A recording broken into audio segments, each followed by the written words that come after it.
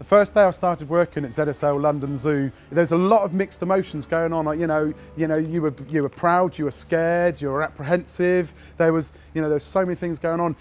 Even just walking around and going into the exhibits where the birds live and actually seeing them probably for the first time. I've seen them in books, I've seen them in pictures, I've seen them on the TV, but to actually get to see them real side by side and in front of you, was quite an honour, and it was a really special time for me starting at the zoo.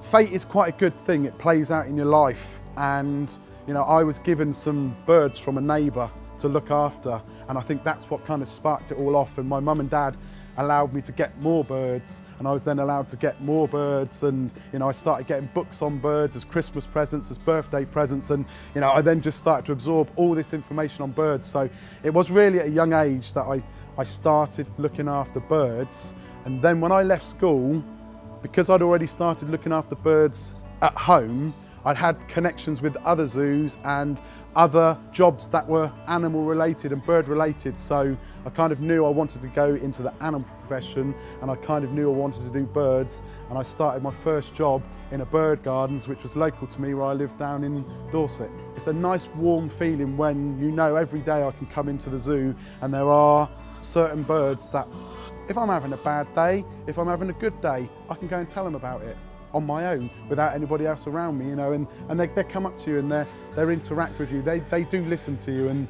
that kind of connection with the birds you look after is very important for me. Being a zookeeper, there's hundreds of stories. Every day is such a different day, but there are kind of real points that do stick in your mind. I mean, we're stood in Penguin Beach. This is such a fantastic exhibit.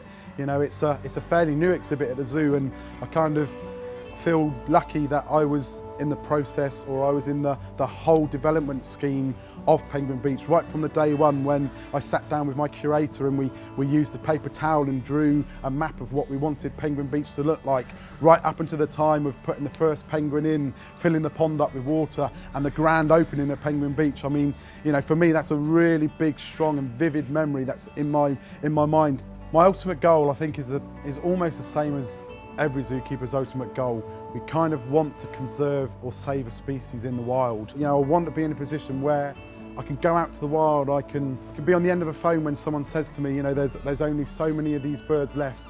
Are you able to come out and help us? Are you able to give us information? Are you able to kind of guide us in the right direction? So I think ultimately, my main goal is to save a species. The zoo is a big part of my life. Looking after the animals is a big part of my life. I eat, sleep and I breathe birds. A lot of personal things happen to me within the zoo because it's not a 9-to-5 job. It's a job that you do from the time you wake up in the morning to the time you go to bed.